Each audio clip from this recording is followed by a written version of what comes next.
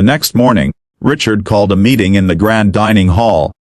Every servant, every staff member, even his closest business associates were summoned. Daniel, still embarrassed from the night before, stood quietly at the back, unsure of why his father had called such an audience. Richard entered the room in his usual commanding presence, but his eyes carried a storm. He looked at Daniel, then at the staff, and finally spoke in a voice that shook the hall. "Last night, I saw something that shattered me as a father. My son, was treated like a servant in his own home. And the most tragic part is that I, Richard de Vierox, am to blame." Gasps rippled through the room. The butler who had shoved Daniel turned pale. Richard continued, his voice firm yet raw with emotion. "What use is my empire if my own blood feels unwanted?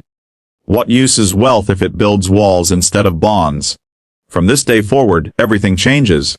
This mansion, this staff, even this business. None of it matters unless my son stands at the heart of it." Then came the shocking twist. Richard did what no one expected.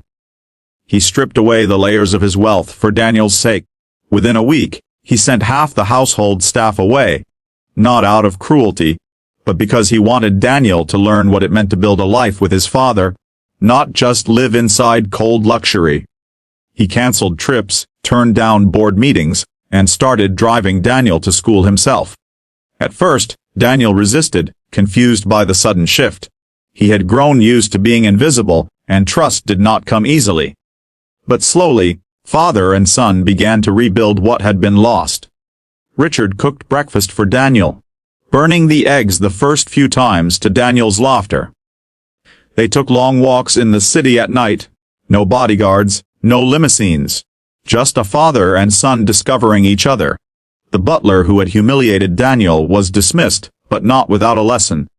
Richard gave him a severance package, saying, "No wealth justifies cruelty. Remember this, wherever you go."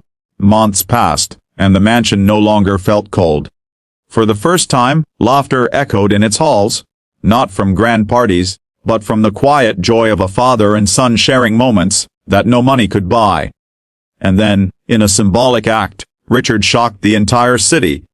At a press conference, he announced he was donating a massive portion of his fortune to build schools for children of servants and workers. The very people who had once been invisible to him. When reporters asked why, he simply said, "Because last winter, I almost lost my son, and in that moment, I realized love is the only wealth that matters."